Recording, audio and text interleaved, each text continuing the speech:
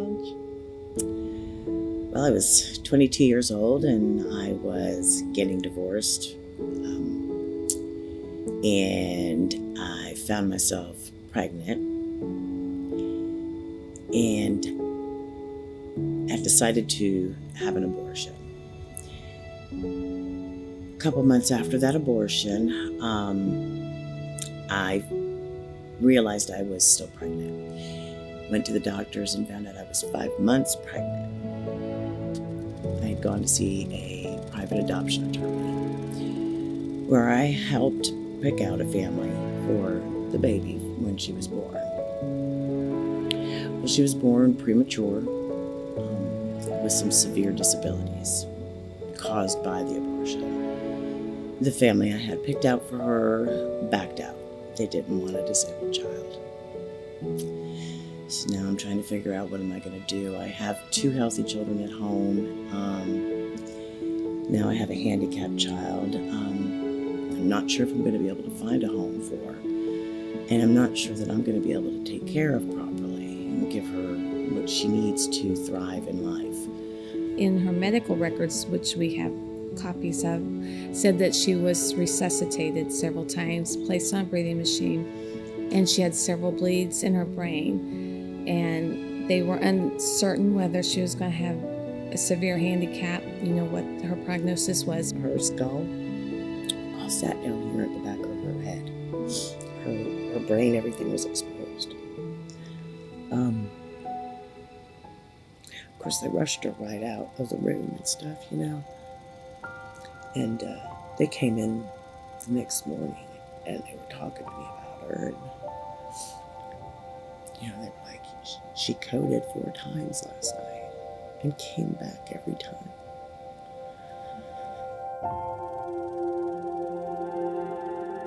God had spared her life. That is so miraculous. And they closed up the scalp and it made this little pucker right here in her forehead.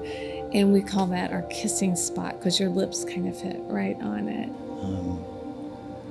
The hospital staff in the NICU, they were amazing. They were wonderful. They gave me the information of a facility called Shepherd's Care. And when I was released from the hospital, I went straight to Shepherd's Care and told them what happened, what was going on, what the situation was, and that I was looking to place this child for adoption. It was almost immediately they had a family for her.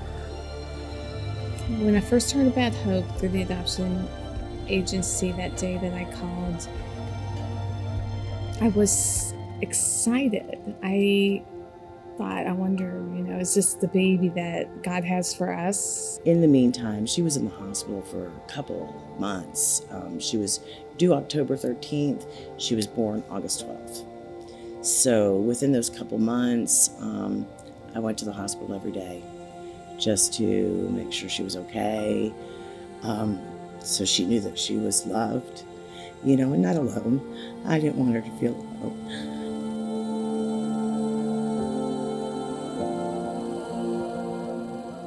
We walked in the adoption room and she looked perfect. She looked small. But I remember people that would see her, they had different opinions about how she looked. So she looked so fragile and unhealthy, because she was so small. But we didn't see that. We just saw her life, which was full of life. My earliest memories would be like walking in water, It has been very good to be around my parents because I know that they always have my back. She was diagnosed with cerebral palsy. We weren't sure, when we initially adopted her, how she was going to be affected. But she is more affected. She's affected on her extremities and more so on her right side. And she drives her wheelchair with her left. Over the years, there were letters sent between me and the adoptive family through the home, through Shepherd's Care. We would send the letters there and then they would forward them on to the family. They would send me pictures. I knew she was doing well. Um, we just always kept in touch. And that was nice to be able to have that interaction because we knew she loved her, and we just wanted to keep it going, for potentially, someday maybe we would meet. And one day, 12, 13 years later, I got a letter asking if I would be willing or interested in meeting them. Wow, that kind of shocked me. I mean, it shocked me a lot. It took me a little while to respond to that. I had a lot of soul searching to do.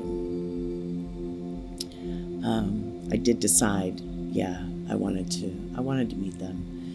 The best part of it, I think just letting Tanya know how much I love her and support her in so many ways.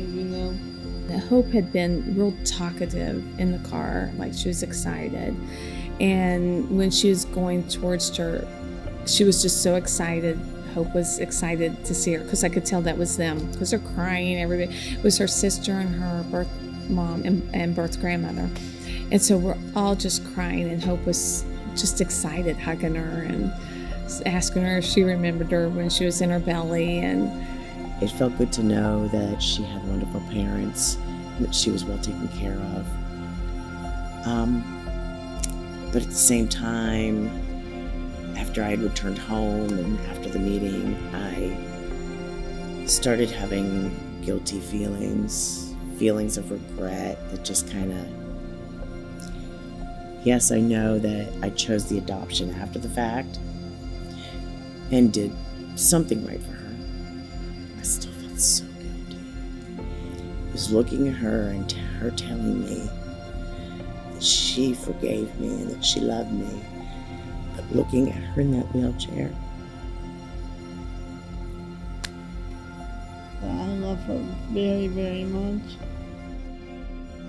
I wanted Hope to know her birth mom, but I also wanted her birth mom to know Hope and know she was doing okay. And I wanted her to, I could tell from letters and stuff that she felt guilty about the abortion and why Hope was the way she was. And we were just so thankful that Hope was alive and that she had chose life when she, was given a second chance. So, I mean, because otherwise I wouldn't be a mother. It was because of her I'm a mother, and God led Hope to us, and all of it was, part of God's plan. I was with a friend of mine who knows a bit about Hope, more than most, and her and I were talking, and she made a comment to me. The comment she made was, God has a plan. And I just my jaw dropped a little, and it's why did you say that? One, this friend of mine isn't really a religious person. And two, God has a plan for you is a quote that Hope says all the time. And something she's told me over the years many, many times. And this friend of mine had no clue of that. And it was just maybe minutes later, the phone dinged, and it was Terry.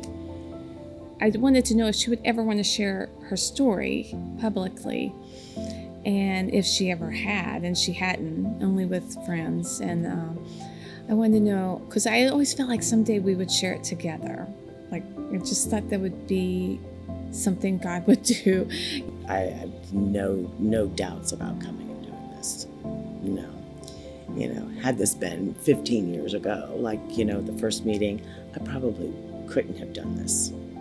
But I'm okay now. I'm okay with it all now, and it's time to make peace and let God into my life.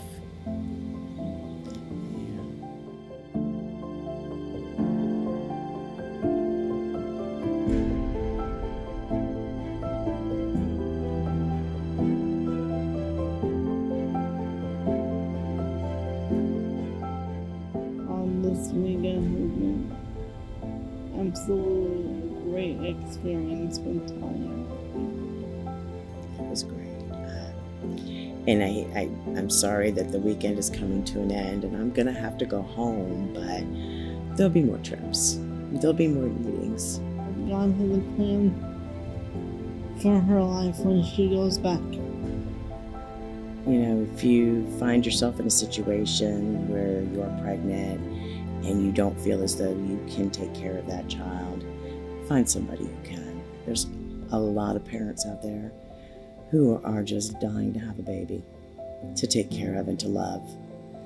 You know, open up the phone book under adoption lawyers, adoption, anything. Call somebody and they'll lead you in the right direction. You will find a family for that baby.